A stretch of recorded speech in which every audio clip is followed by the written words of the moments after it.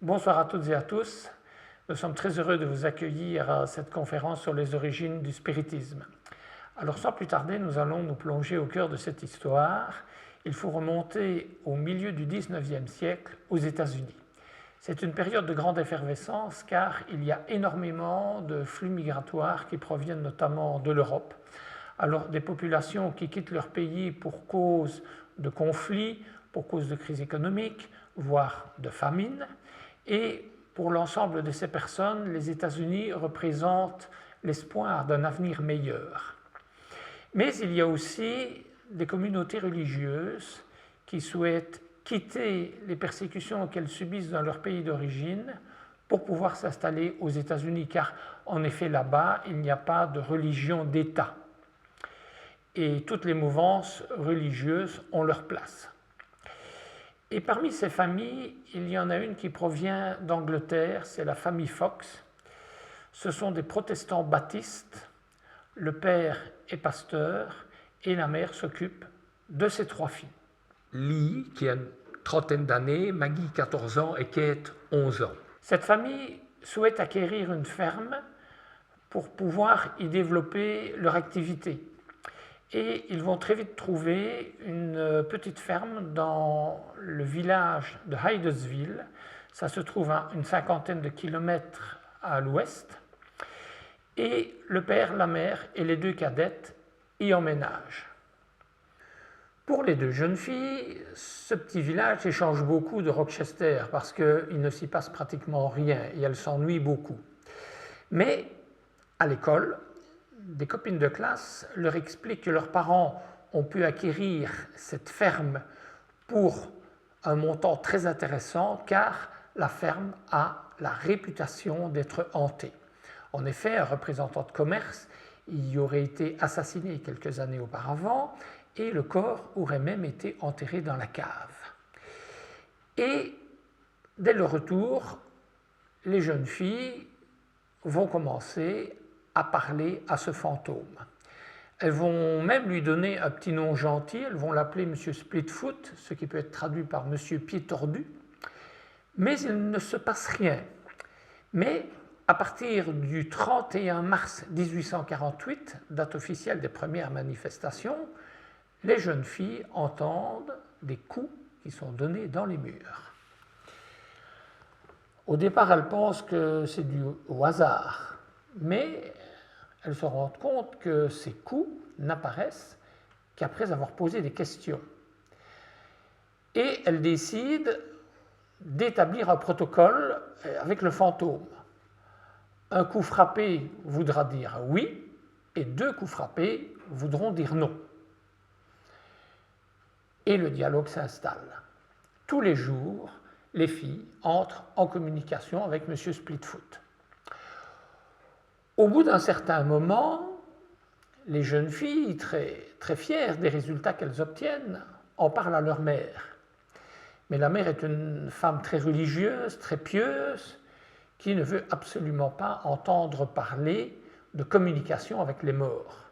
Et un petit peu désemparée, elle décide d'écrire à sa fille, qui est restée à Rochester, pour essayer de démêler le problème. La sœur aînée va donc revenir de Rochester, va discuter avec ses parents et ses 2 sœurs. Et en effet, elle va constater de la véracité des communications que les 2 cadettes ont pu obtenir. Elle va décider de les reprendre toutes les 2 à Rochester pour que la mère puisse dormir tranquille et elles vont continuer à avoir des communications avec M. Splitfoot. Et puis, à un moment donné, elles souhaitent réaliser des démonstrations dans des endroits publics. Alors, elles vont d'abord se produire dans de petits endroits et elles ont de plus en plus de succès. Et pour ça, elles utilisent une petite table qui tape des coups sur le sol. Et fin de l'année 1848, l'aînée loue 4 soirées consécutives dans la plus grande salle de la ville où il y a énormément de monde qui assiste aux démonstrations des sœurs Fox. Alors évidemment, leur notoriété prend un élan important, la presse va relayer cet événement et énormément de propositions leur sont faites pour se produire dans d'autres villes.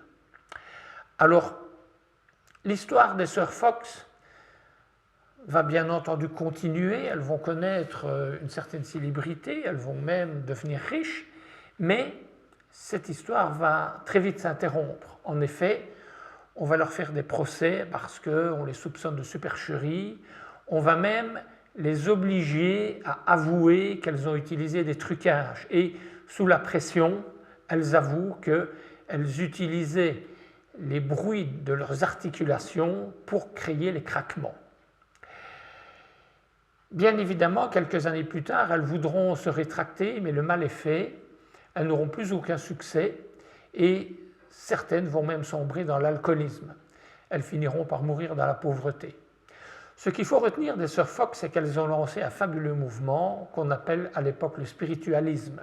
Et ce spiritualisme va revenir en Europe par le biais de voyageurs qui reviennent des États-Unis. Alors d'abord l'Angleterre, puis l'Allemagne, puis la France. Très vite, des salons ouvrent leurs portes. C'est un phénomène qui intéresse aussi bien la classe bourgeoise que la classe populaire et des séances de spiritualisme sont organisées un petit peu partout. Pour continuer cette histoire, il faut maintenant que je vous parle d'un personnage important. Et pour ça, nous allons retourner une cinquantaine d'années en arrière. Nous sommes en 1804 à Lyon et le 3 octobre, la famille Rivail accueille son troisième enfant. C'est un garçon et on va le prénommer Léon. La famille Rivail est une famille protestante, bourgeoise. Le père est juge et dans la famille, on est juge de père en fils. Donc, l'avenir du petit Léon est tout tracé. D'ailleurs, son éducation sera très importante et le père va l'inscrire à l'école publique. À l'époque, on est sous le règne de Napoléon. Mais en 1814, l'abdication de celui-ci plonge le père dans énormément de tracasseries. En effet, il a peur que les anciens rois de France ne remontent sur le trône et réinstallent l'Église dans les écoles. Pour cela, il décide d'inscrire son fils dans le pays qu'il considère comme étant la dernière démocratie en Europe, la Suisse. Il va l'inscrire dans une école qui se situe dans le petit village d'Yverdon. C'est une école qui a été ouverte par le pédagogue Johann Henrik Pestalozzi. C'est le gouvernement suisse qui lui a demandé d'ouvrir cette école qui recevra aussi bien les enfants de la bourgeoisie que les enfants de la paysannerie. En effet, à l'époque, les paysans n'ont rarement les moyens de pouvoir scolariser leurs enfants. Alors, c'est un pédagogue qui utilise la méthode de Jean-Jacques Rousseau. C'est un enseignement très complet qui se fait en plusieurs langues et Léon Rivail y apprend notamment le néerlandais, l'allemand et l'anglais. En 1820, lorsqu'il est diplômé, son maître souhaiterait qu'il reprenne l'école car une forte amitié s'est installée entre les deux hommes, mais Léon Rivail souhaite ouvrir une école à Paris. Il quitte le village d'Yverdon, s'installe à Paris et grâce à l'argent qu'un oncle va lui prêter, il achète un bâtiment rue de Sèvres et il y crée une école. Et il va engager du personnel, notamment une dame qui s'appelle Amélie Boudet et qui va devenir son épouse en 1832. Léon Rivail pratique donc dans son école l'enseignement, mais il a d'autres occupations. Il s'occupe également de traduction de textes et il gère la comptabilité, notamment de salles de spectacle. Vous allez voir que ça aura une importance plus tard. Il fait aussi partie d'un groupe d'intellectuels qui se réunissent de temps en temps pour parler des nouveautés. Tout ce qui touche la politique, l'art, la science y est discuté. Et dans ces années 1850, lorsque le spiritualisme fait fureur, des amis essayent de le convaincre de participer à des séances. Mais il est très pragmatique et pour lui, des tables qui répondent de manière intelligente, ce n'est pas possible. Ou alors, il faudra lui prouver qu'une table a de l'intelligence.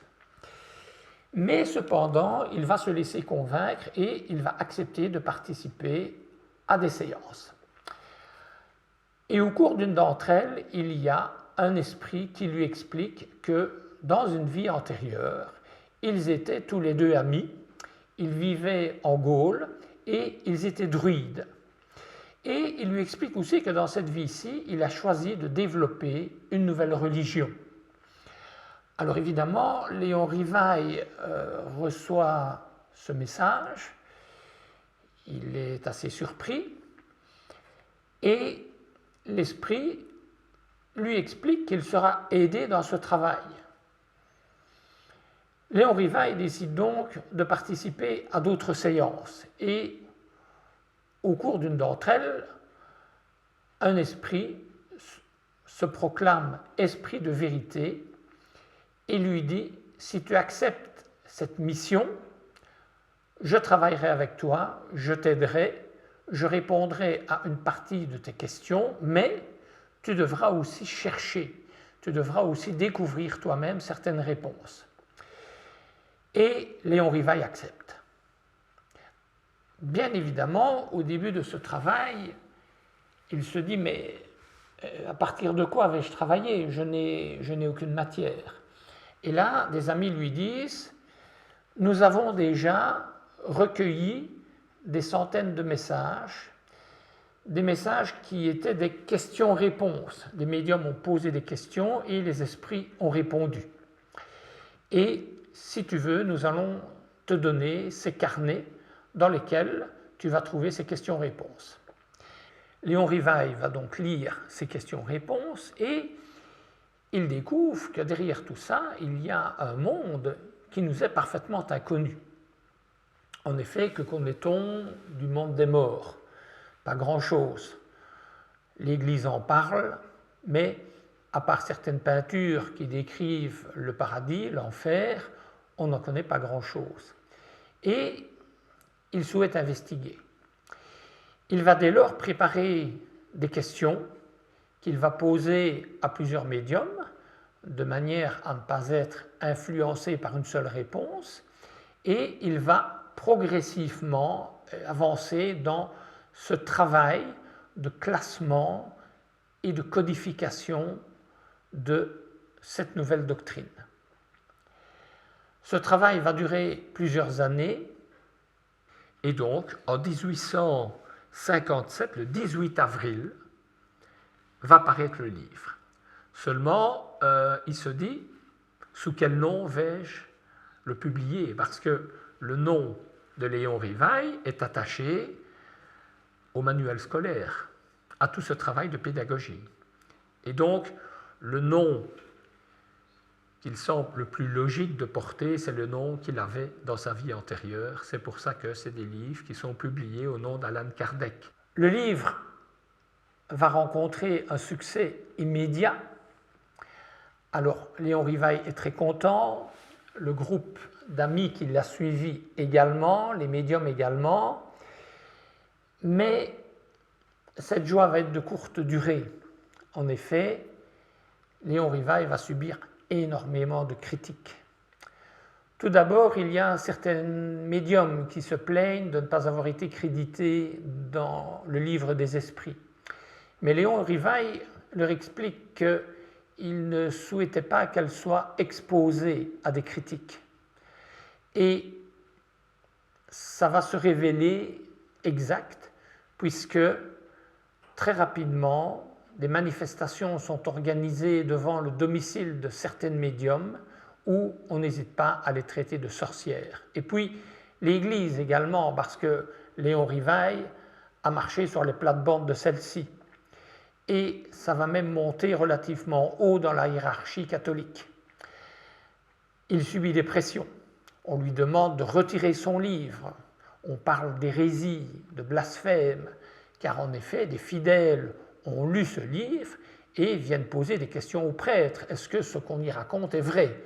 Et c'est quelque chose qui remet en question les évangiles. Mais Léon Rivail va tenir bon.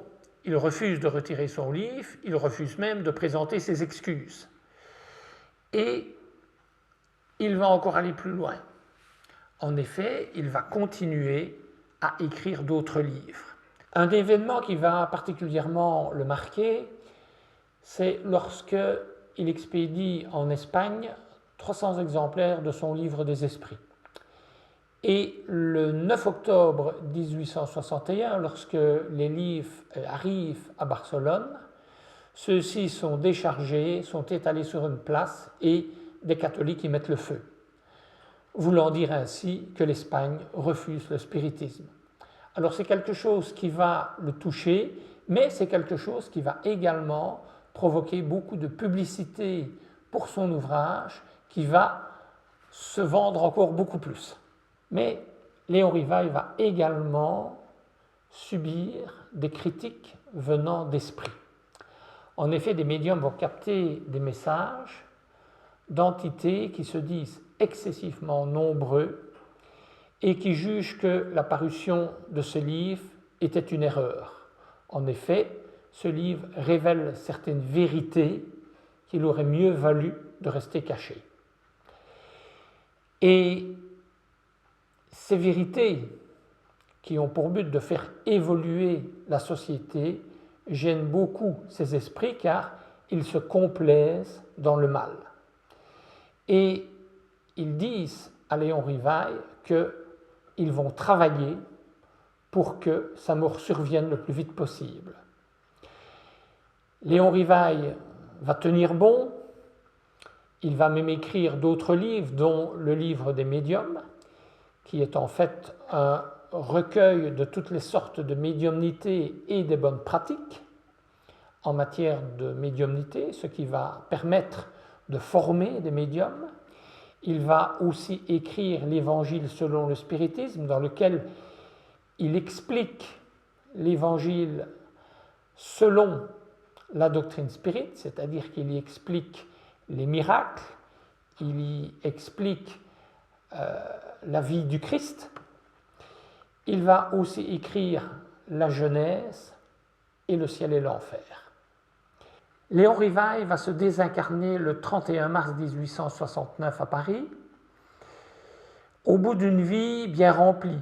Il aura en effet mené à bien cette mission de créer une doctrine spirituelle. Il est enterré au Père-Lachaise et des amis à lui ont décidé d'ériger sur sa tombe un dolmen en souvenir à sa vie antérieure lors de laquelle il était druide. C'est une doctrine qui a survécu aux années. Au Brésil, c'est quasiment une religion d'État. Ici en Europe et dans le monde, c'est une doctrine qui reste d'actualité face à tous les tourments que connaissent notre terre. C'est une doctrine qui nous rappelle les valeurs morales, les valeurs spirituelles et surtout les valeurs de courage et de volonté. Dans cette association, nous sommes fiers de pouvoir la perpétuer et d'en parler à chacune de nos causeries. N'hésitez pas, si vous souhaitez approfondir cette matière, de nombreux livres sont à votre disposition. Je vous remercie de votre attention.